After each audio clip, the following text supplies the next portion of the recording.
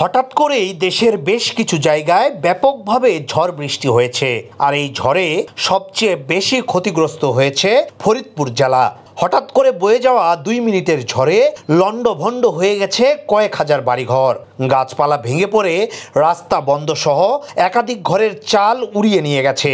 এখন পর্যন্ত হতাহতের কোনো খবর পাওয়া না গেলেও চরম ভোগান্তিতে পড়েছে হতদরিদ্র মানুষেরা। আমি এই যে সরকারি আশ্রয় কেন্দ্রে থাকি, কালকের জ্বরে আমার ঘর উড়ে নিয়ে গেছে। আমি সরকারের কাছে সাহায্য চাই। আমি আমার মিটার কিছুই নাই, আমি এখানে কিভাবে থাকবো? আমি সরকারের কাছে আবেদন করতেছি।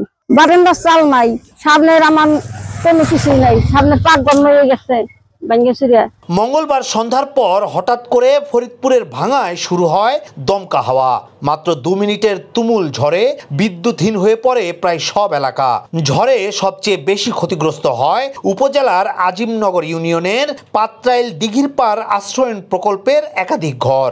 এছাড়াও ঝড় উড়িয়ে নিয়ে যায় এলাকার পুরনো অনেক বাড়িও। পথে বসেছেন অনেক হতদরিদ্র মানুষ। আমি গরিব মানুষ, আমি আশ্রয় প্রকল্পতে থাকি।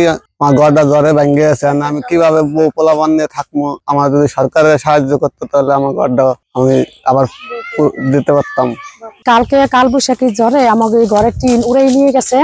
না, আরো মানুষের ক্ষতি হয়েছে, শুধু আমার একা না, অনেকেরই অনেক ক্ষতি হয়েছে। কেউ পাইছে, কেউ পায় না, তারপরে অনেক ক্ষতি হয়ে গেছে।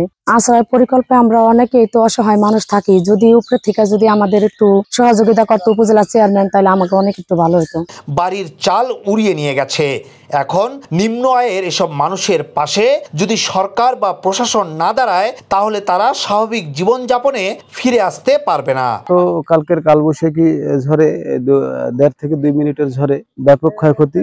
আমি তাৎক্ষণিকভাবেই আমার মহিলা মেম্বার এবং গুচ্ছগ্রামের সভাপতি আরো যুব সমাজের লোকজন নিয়ে এই রাস্তাটা পুরো ব্লক ছিল। এই রাস্তাটা গাছ করে টোটাল যানজটের সৃষ্টি হয়েছিল। এটা আমরা পরিষ্কার করে গাড়ি চলার ব্যবস্থা করে দিছি। মুজিব বর্ষ উপলক্ষে যে 15টা ঘর দিছে, এই 15টা ঘরের বেশ কিছু ঘর ক্ষতিগ্রস্ত হয়েছে। কিছু ঘরের চালের টিন খুঁজেও পাওয়া যেতেছে না। এ বিষয়ে উপজেলা নির্বাহী অফিসার বিএম কুদরতে খুদা সোনালী নিউজকে জানান, ঘটনাস্থলগুলো পরিদর্শন করা হয়েছে।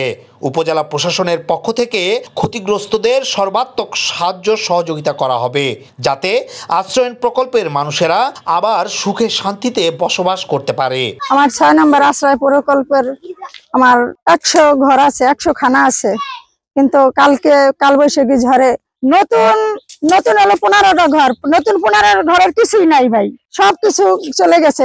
3টা ঘরের টিনও খুঁজে পাইনি। এখন আমরা এই টিন আমরা কালকে রাতগুলো খুঁজছি, পোলাপান সব নিয়ে খুঁজছি, কিন্তু আমরা করতে পারি নাই। আর এই যে আমাদের মসজিদটা, আমাদের ছেলেমেয়েরা তো আমরা তো কিছু করতে পারি না। আমাদের এই মসজিদটার জন্য আপনার কাছে এবং প্রধানমন্ত্রীর কাছে আবেদন করতে আসি, আকেল আবেদন করতে আসি, সেদিনে আমাদের একটু তাকায়। ইয়াসিন আলী, সোনালী নিউজ।